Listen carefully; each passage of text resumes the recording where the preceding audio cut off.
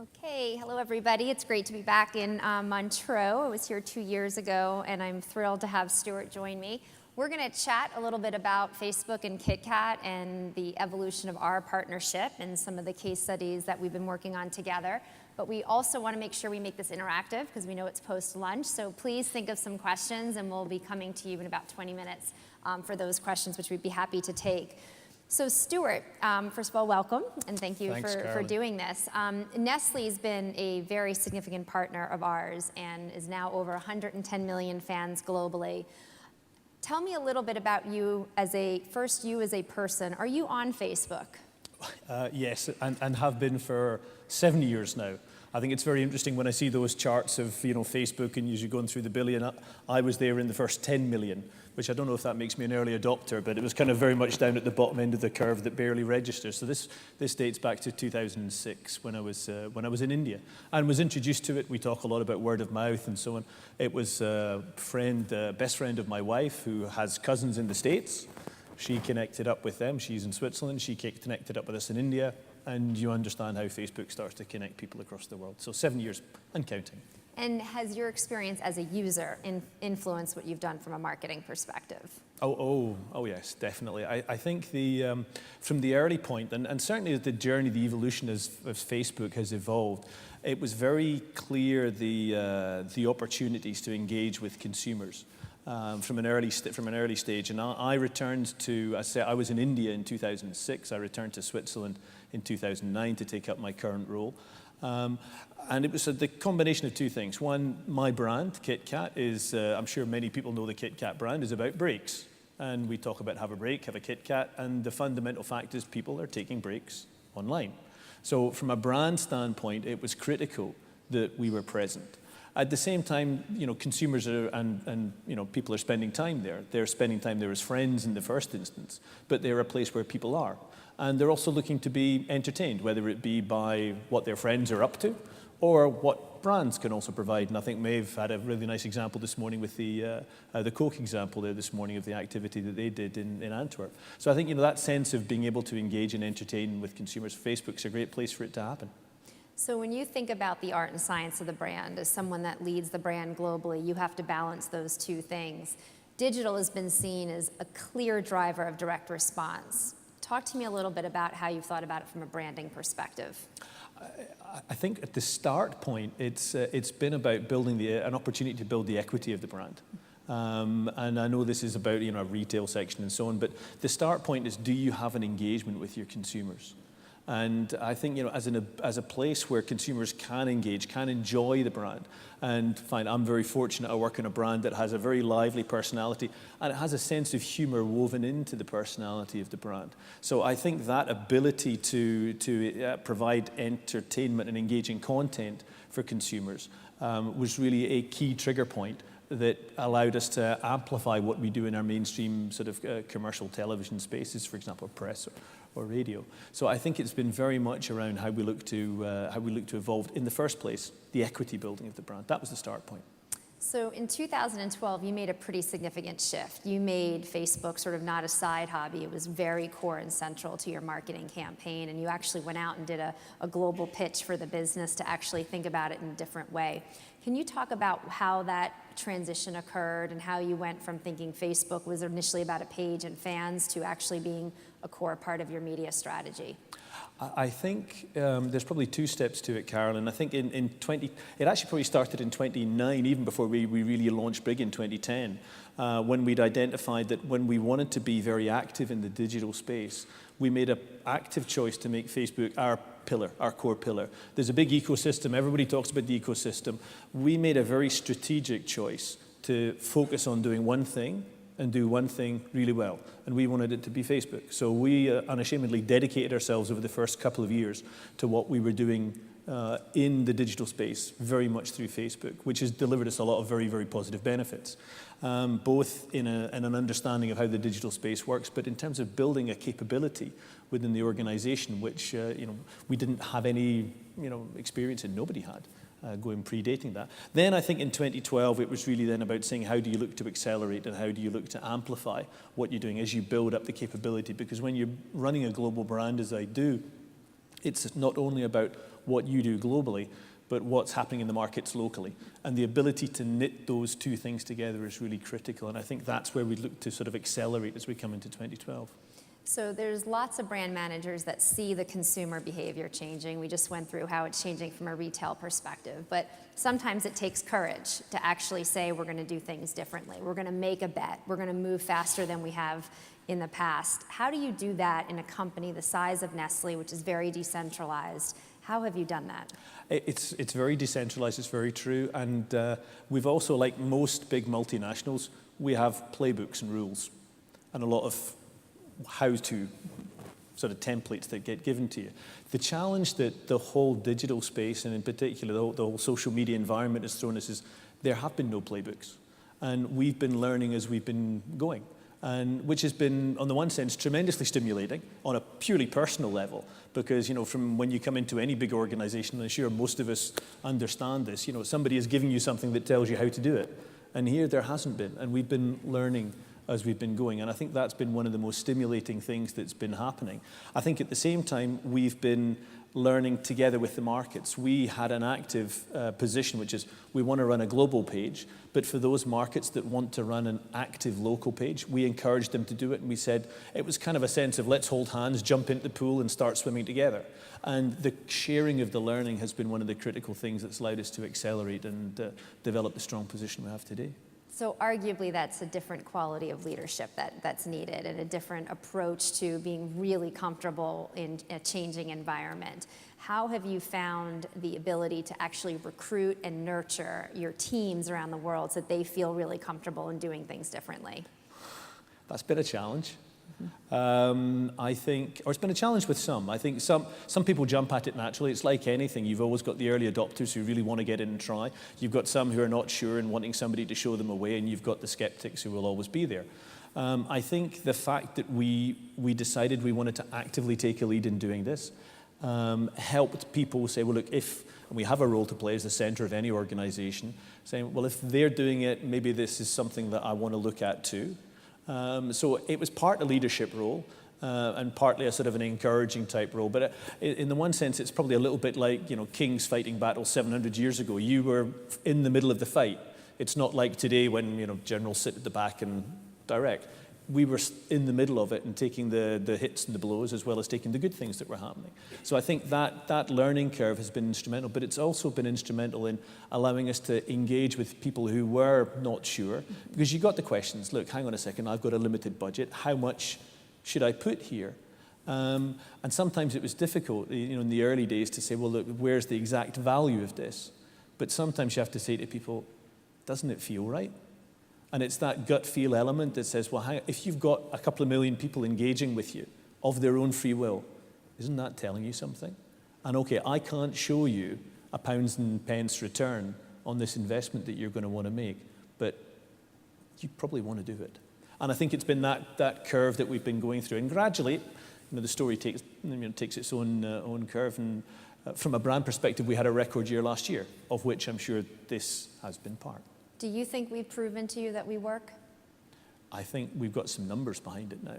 So between the some examples from both emerging markets and developed markets, between what we've done, we've got case studies. Mike, who works with us, has got case studies from the UK, from Brazil, where we can put some hard numbers against. Here's where the value has been added by leveraging Facebook as part of the mix. And that's the critical thing. It's part of. It's not the only thing we're going to do, but that Facebook can add value.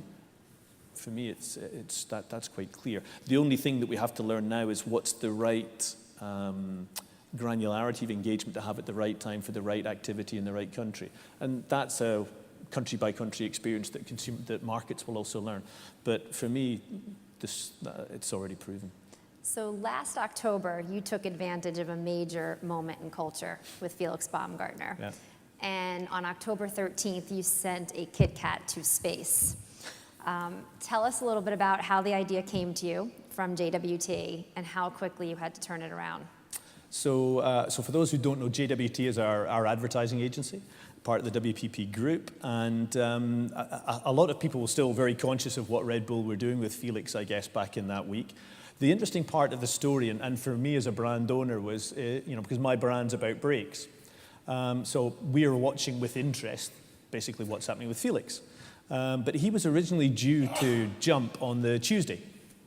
And of course there was bad weather. And nobody wants to jump from 37 kilometers up if you're going to jump into a thunderstorm. I think that's a very bad idea, and Felix knew it. So poor Felix is sat on his sofa.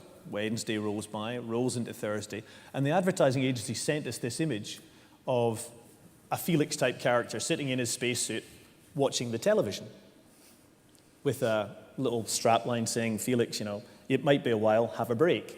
Nice little bit of equity building, nice bit of fun, something puts a smile on your face, which was great. Got a really nice bit of engagement. And then they came back to us. They saw the high level of engagement this comment got, and they came back to us the following morning with an idea which says, listen, we could put a KitKat on a weather balloon and send it up into space to build on this whole thought. My only question to them was, what's the link with KitKat? And they said, break from gravity. Fine, I'm in. If we've got brake equity built in, off we go. And the challenge and the key bit for us, I think, within this particular story, Carolyn, was they sent the mail in to us at 11:30. It was seen by Tamara, who works for me, at 11:50. She pinged it on to me. I saw it at 12:10. We said, do it. And literally turning it around in 40 minutes from the agency sending the idea through to us saying yes. And then within 24 hours, it was up, filmed, and then put on Facebook.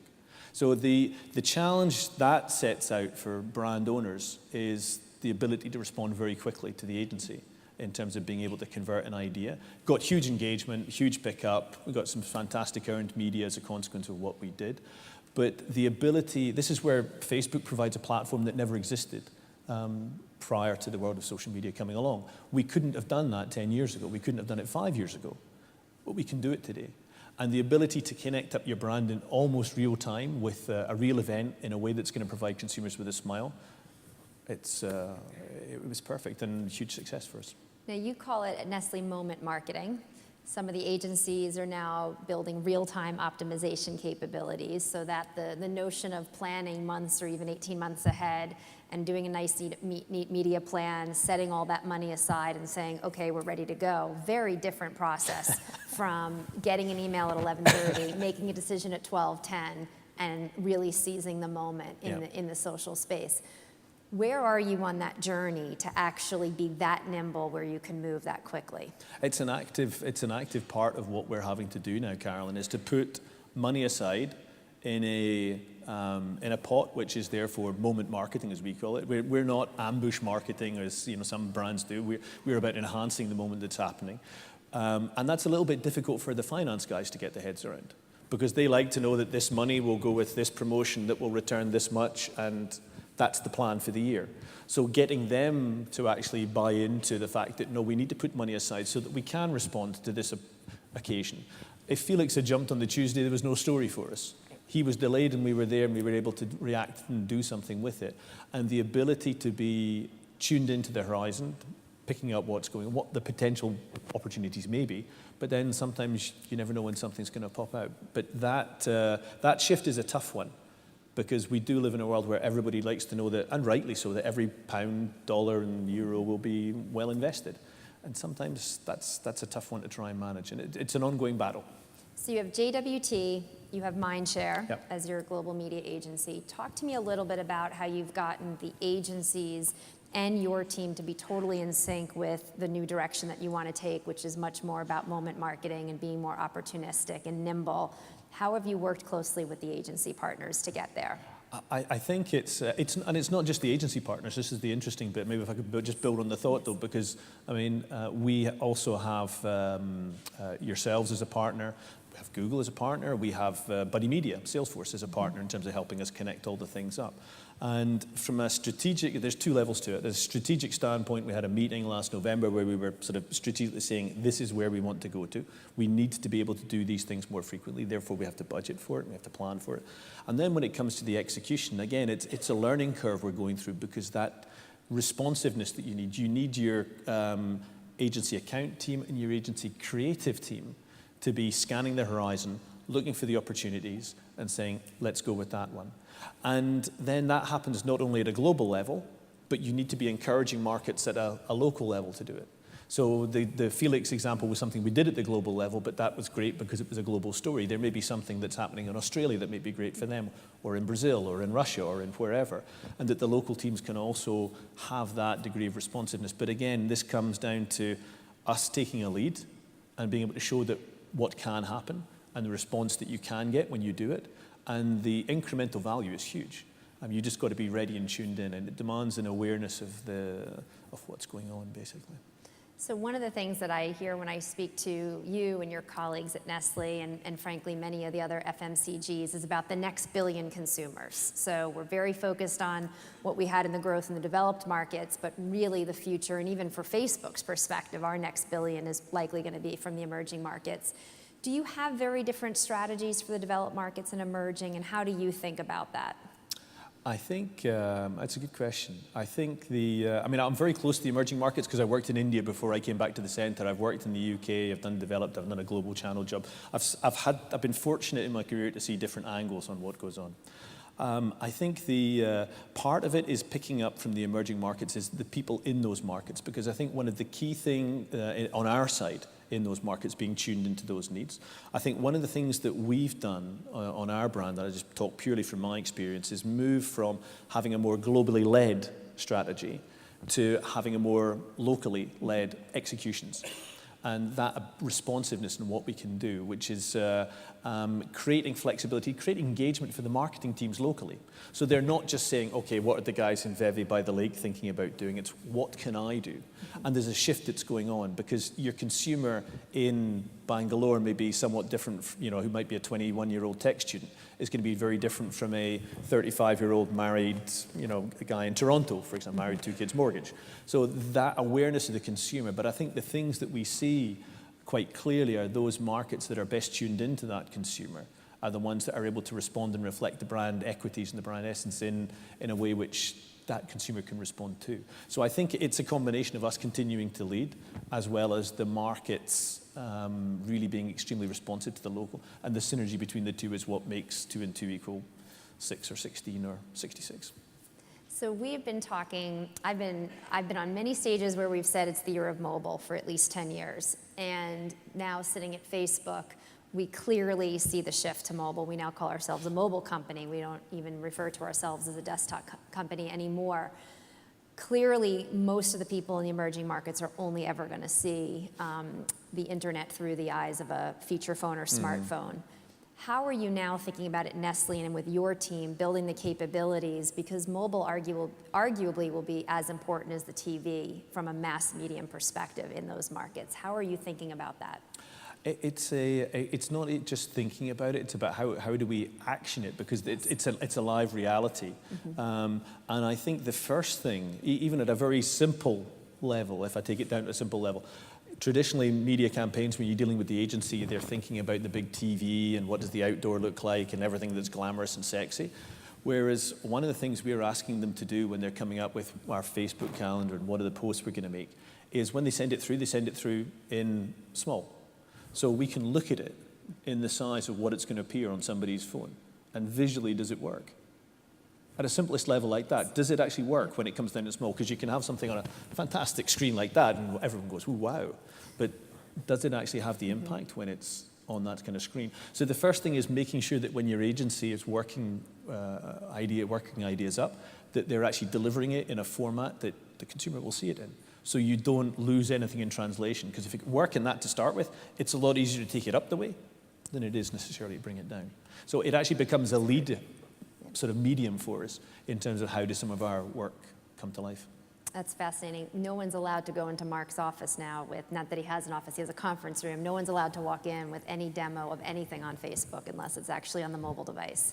He doesn't want to see it on any larger screen. So similar from a culture perspective. Let's talk about the content on Facebook, because we sometimes can be difficult and challenging to work with. We have lots of different names. So are we. Michael testifies, so are we. Lots of different names for our products, and yet when you boil Facebook down to its simplistic version, it's about targeted reach and engagement. A lot of people, really engaged audience. How have you thought about getting your content strategy on Facebook and have it really be the voice of the brand? I think on the one hand, you've got to ask your agency to step back from big campaigns in isolation. Big campaigns are important because TV still is a main medium, and even in emerging markets, still a very key way to get to consumers. But they work for a window of time.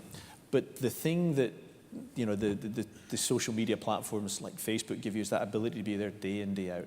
And for my brand, it's really critical because breaks are taken day in, day out. So being there every day is really quite key. And I think really then it's a function of tasking them to be thinking about it in those two contexts. One is, what's the big campaign look like? But two is, what's the daily conversation? Mm-hmm. And what's your conversation strategy? And how are we engaging with people? And what's the mix of content that we want to put out there? And again, from our side, people just like talking about product. Before we even launched, we did a good 6 months of just listening to what people were talking about on our brand. Because like many brands, the first KitKat pages were created by fans. And they weren't created by us. Most brands were like that. And that ability to listen and to continue to listen is really quite key, because fans will often tell you, what the good topics are. So being tuned into them, it might sound kind of quite simple. And the reality is sometimes it is. You just got to make sure that you do it and keep it that way and not allow too many layers of complexity to kick in. But as long as you can deliver something which is engaging and everyday and relatable, then you have reasons why people will engage and people will like and people will share and people will comment. And as I say, for me, that's what's building my brand equity. And for me, as a brand owner in my category in confectionery is a repertoire play. It's relatively low loyalty. Everyone in this room will have probably an average of 5 chocolate brands that they will move through at different points as an average. So for us, it's not about loyalty. A lot of the time for us, it's about top of mind and being engaged. And when the consumer is in front of that kiosk or that shop and making that decision, that KitKat resides with them in their head. So let's talk about paid, owned, and earned. A lot of people, I think, even in the beginning when they worked on Facebook, it was all about how much how things can go viral. How can I benefit from earned media? You've now demonstrated in several of our examples, the UK, Brazil, and even with Felix, that there is a strong correlation between paid and earned. How are you thinking about that? It's really in a decentralized organization like ours, it's a key message for the markets and the markets to be holding that they need to be striking the right balance of the investment. And I think that's the learning curve that we started really last year and getting into this year and going forward is finding the right way to strike that right balance. And in part, it will depend upon the campaign that the agency is coming up with. But I firmly believe that it's a capability building exercise within the markets themselves, and that they are planning for it, because we've seen and we're able to share in our quarterly comms calls with the markets who have done simple things, but really quite effectively in terms of the paid, really helps amplify. It's no big surprise. Yes. But to be able just to showcase it and get people to factor it into their thinking, and the whole sort of social media space is it's not free. It requires an investment, but it's an investment that will give you a return. And then you've just got to build it in alongside of how much you put behind this, how much you put behind your TV, how much you put behind your press, and so on. But that it's an integral channel, I think nobody debates that anymore. It's just what's the right balance for your market and your consumer. That's great. Okay, we have about 6.5 minutes left, so I wanted to open it up to the audience. I think we have microphones. Does anybody have any questions for either Stewart or myself? Quiet group. There wasn't this opportunity this morning, so grab it now. There may not be. Okay, we've got a question down the front. There's a microphone coming to you, just so everyone can hear. Hi, it's Steve Gladys from Mediacom. You talked about having some numbers behind the success, that have started to quantify the success of Facebook. And I wondered if you could elaborate a little bit more on what you're measuring there and what the KPIs are and what sort of numbers you're seeing. At the simplest level, I'll give you 2 examples. One from the UK, let's take a developed market, and one from an emerging market in Brazil. One in an emerging market, we were looking at the straightforward return on investment on the impact of the pound spent on Facebook versus the pound spent on TV, for example, or one or two of the other media channels. And with the quantum that we'd invested on Facebook, within the UK example, we found it had a 34% sort of higher return than the pound spent on TV, for example, in that particular case study. So I think that acceleration in terms of what we were looking for in terms of the return on that investment. In Brazil, it was a different scenario. The brand is at a younger stage, and it's about awareness and top of mind. And we were able to incrementally accelerate the top of mind scores for the brand basis, the investments that were being made, as well as, of course, driving a whole lot more fans into the brand on the Facebook page. So it depends on the country, which is a little bit back to Carolyn's question about developed versus emerging markets. They're both really important. Maybe one is more about return on investment versus the other one, which is more still about engagement. But in either scenario, we have case studies that have actually been able, we can put a hard number against it, recirculate it within our community and say, this works. You should be thinking about this and you should be planning this with your media planners. And sorry, just to be clear, in the first instance, it was an ROI based on sales. Yes. Sales uplift. Yes. Right. Thank you very much. Thanks. You're welcome. Anyone else? No? Okay, well then I'll keep asking questions. Oh, there's one in the corner, I think. Okay, Yeah. great.